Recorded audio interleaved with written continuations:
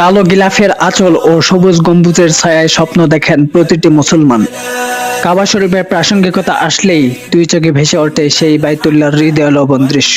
মুসলিম উম্মার অগণিত সদস্যের আশৈশব বাসনা কাবা শরীফ একবার হলেও ছুঁয়ে দেখা। কি দিয়ে তৈরি করা হয় কাবা শরীফের গিলাফ? সেই কাবার পবিত্র গিলাফ তৈরি করা হয় প্রায় 700 কেজি প্রাকৃতিক রেশম দিয়ে। মোট 5 টুকরো গিলাফ বানানো হয়, 4 টুকরো চতুর্দিকে এবং পঞ্চম টুকরোটি কাবা ঘরের দরজায় লাগানো হয়। টুকরোগুলো মজবুত ও সেলাইযুক্ত।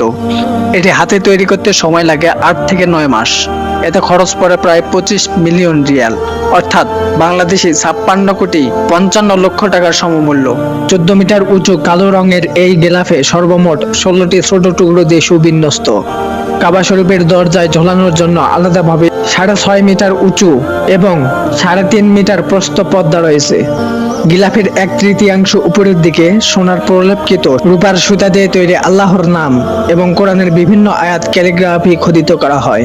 এতে আরো লেখা থাকে, লা ইলাহা ইল্লাল্লাহু মুহাম্মাদুর রাসূলুল্লাহ, সুবহানাল্লাহি ওয়া বিহামদিহি, সুবহানাল্লাহিল আলিয়্যিল আযীম, আল্লাহ জাল্লা জালালু, ইয়া হান্নানু ইয়া মান্নান ইত্যাদি লেখা থাকে। কোথায় তৈরি করা হয় কাবার গিলাফ? ইতিহাস পর্যালোচনা করে দেখা যায় 1962 সাল পর্যন্ত কাবার গিলাফ মিশর থেকে আসতো। 1977 সালে নতুনভাবে স্থাপিত মক্কা নগরীতে উম্মে জাওয়াদ নামক জায়গায় অবস্থিত এ অত্যাধুনিক কারখানায় কাবা ঘরের বাহিরের ও ভিতরের গিলাফ তৈরি করা হয়। কাবার গিলাফ কখন পাঠানো হয়?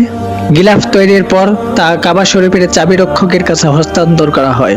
হজ শেষ হয়ে যাওয়ার পর 10 জিলহজ সবার সহযোগিতায় কাবা শরীফের নতুন গিলাফ গায়ে জড়ানো হয়। গিলাফ পরিবর্তনের কাজে মসজিদুল হারাম ও মসজিদুল নববীর কার্য পরিচালনা পরিষদের তত্ত্বাবধায়কগণ নেতৃত্ব দেন। পুরাতন গিলাফ ঠিকভাবে টুকরো টুকরো করে প্রতি বছর বিভিন্ন মুসলিম সরকার প্রধানকে এবং বিশিষ্ট গণ্যমান্য ব্যক্তিদেরকে উপহার দেওয়া হয়।